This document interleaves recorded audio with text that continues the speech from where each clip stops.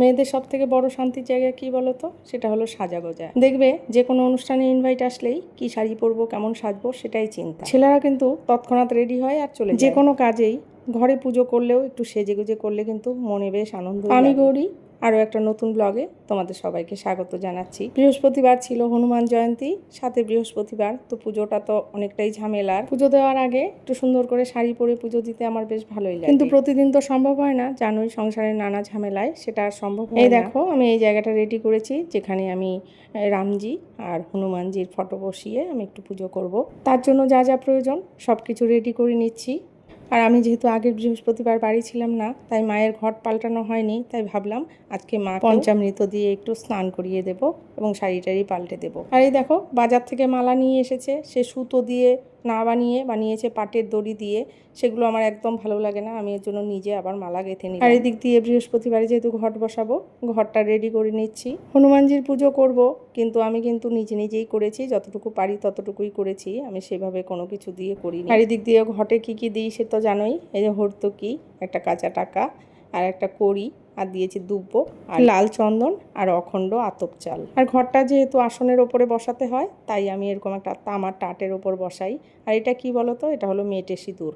আজকে হনুমানজির পুজো, তাই মেটে সিঁদুর তো লাগে। আর এরকম অশ্বত্থ পাতায় রাম লিখে মালা বানিয়ে সেটা হনুমানজির গলায় পরালে হনুমানজি খুব খুশি হয়, তার জন্য সেটাই আমি করেছি। 5টা পাতা দিয়ে একটা মালা বানিয়ে হনুমানজির গলায় পরিয়েছি। দেখো রাম লেখাটা জয় শ্রীরাম লিখতে হতো, কিন্তু অত বড় লেখা সম্ভব না এইভাবে, তার জন্য আমি শুধু রাম নামটাই লিখেছি।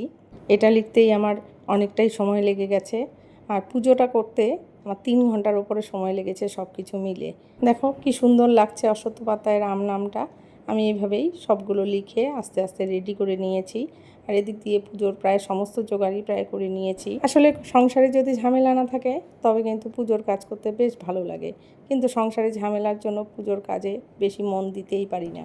এই ধরো মন্দিরে যাই না, অনেক দিন হয়ে গেল, কিন্তু যাওয়ার সময়ই পাচ্ছি না। এবার তো মনে হয় গুরুদেব আমাকে গেলে তাড়া করবে, বলবে কেন এতদিন আসো। তো এদিক দিয়ে পঞ্চামৃতটা বানিয়ে নেব। আর দেখলে ভোগের জন্য আমি আতপ চাল সাবু ভিজিয়ে নিলাম। আতপ চাল আর সাবু দিয়ে কলা দিয়ে আমি একটা নৈবেদ্য দেবো আজকে মাকে। আর হনুমানজির প্রসাদ তো তোমরা জানোই। তো এদিক দিয়ে দেখো আমি পঞ্চামৃতটাও করে নিলাম। আর পঞ্চামৃততে কি কি দিতে হয় সেটাও তো জানো, দুধ, দই, ঘি, মধু আর চিনি বা মিশ্রি, সেটা দিয়েই আমি পঞ্চামৃতটা বানিয়ে নিলাম। এরপর বানিয়ে নেব একটা সুগন্ধি জল, যেটা মায়ের খুব প্রিয়। সেটার জন্য আমি প্রথমে নিয়েছি একটু গঙ্গা জল। গঙ্গা জলটা আমার অনেকটাই শেষ হয়ে গেছে, তাই আমি খুব বেশি গঙ্গা জল দিতে পারিনি। আর দিলাম একটু লাল চন্দন ফুল, আর দিয়েছি অগুরু আর গোলাপ জল। এরপর বাকিটা জল দিয়ে ভর্তি করে দিয়েছি। সবসময় কিন্তু জলের সাথে যদি গঙ্গা জল মেশাও, তবে সবসময় আগে গঙ্গা জলটা নিয়ে তারপর সাধারণ জল মেশাবে। সাধারণ জলের ওপর দিয়ে কিন্তু গঙ্গা জল মেশালে সেটা আর গঙ্গা জল হয় না, সেটা পুজোর কাজেও লাগে না। তো আমি এদিক দিয়ে দেখো মাকে একটু অভিষেক করিয়ে নিচ্ছি। প্রতিদিন যেহেতু সিঁদুর পরাই, তাই পুরো মুখটা সিঁদুরে লাল হয়ে যায়। তো সেটাই একটু যখন স্নান করাই বা অভিষেক করাই, তখন ভালোভাবে ঘষে একটু পরিষ্কার করে দিই। আর মাকে দেখো শাড়ি টাড়ি পরিয়ে রেডি করে দিয়েছি। কেমন লাগছে জানিও। এই শাড়িটা তো জানোই, আমার মাস্তুতো বোন এসেছিল, ও বানিয়ে নিয়ে এসেছে, ওর দেওয়া শাড়ি এটা। এখন মাকে একটু সিঁদুর পরিয়ে দিচ্ছি, পরিয়ে দিয়ে তারপর আবার আমি গণপতি বা গণেশজির অভিষেক। আজকে সব ঠাকুরের অভিষেক করিনি, শুধু গণেশ ঠাকুর, শিব ঠাকুর আর মায়ের অভিষেক করেছি। কারণ সবার অভিষেক করতে গেলে সবার সব কিছু চেঞ্জ করে আবার ড্রেস পোশাক পরাতে গেলে আমার আরও অনেকটা সময় লেগে যেত, তাই ভাবলাম যে আজকে শুধু এই কজনেরই করি, তারপরের দিন আবার করা যাবে। তো এই দেখো গনুকেও কিন্তু দারুণ লাগছে। তো এখন সবাইকে একটু আরতি করে নিলাম। এবার আমি একটু বাবার অভিষেক করিয়ে নেব। আর বাবার অভিষেক করাতে তো প্রতিদিনই করাই, কিন্তু পঞ্চামৃত দিয়ে তো প্রতিদিন হয় না, তাই আজকে ভাবলাম একটু পঞ্চামৃত যেহেতু করেছি, পঞ্চামৃত দিয়ে করে নিই। পঞ্চামৃত দিয়ে তারপর সুগন্ধি জল দিয়ে ভালোভাবে অভিষেক করিয়ে দিলাম। আর এই দেখো আমার অনেক দিনের মনের ইচ্ছে ছিল যে আমি বাবার জন্য একটা ত্রিশূল, আর আমার রাধা মাধবের জন্য একটা বাঁশি, একটা তুলসী পাতা আর একটা বেল পাতা আনবো, সেটাই এনেছি। মাসিদের বাড়ি যেহেতু গেছিলাম, তো মেসোর কাছ থেকে সব বানিয়ে নিয়ে এসেছি। তোমরা তো জানোই মেসোর সোনার দোকান, ওখান থেকেই এনেছি। আর আমার মনের ইচ্ছাটা অনেক দিন পর পূরণ হলো। এই দেখো রাধা মাধবের চরণে তুলসী পাতাটা দিয়ে দিলাম। তো কেমন লাগছে, জিনিসগুলো কেমন হয়েছে তোমরা জানিও।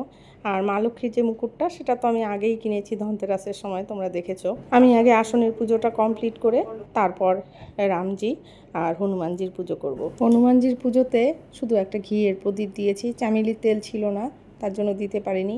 আর প্রসাদ হিসেবে দিয়েছি জানোই হনুমানজির প্রিয় লাড্ডু, কলা, ছোলা, গুড়, আর দিয়েছিলাম মিষ্টি দিয়ে হনুমান চালিসা পাঠ করে আমি সাধারণভাবেই পুজোটা করেছি, সেরকম কিছুই করি। ভিডিওটা তো সেদিনই বানিয়েছিলাম, কিন্তু এডিট করার জন্য দিতে দেরি হয়ে গেল।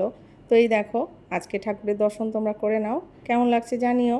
আর এই তো হনুমানজির পুজো আমি এখানে করেছি। তো আজ এ পর্যন্তই, আবার দেখা হচ্ছে পরবর্তীতে। আর কে কে হনুমানজির পুজো করেছো সেটাও কমেন্টস করে জানিও।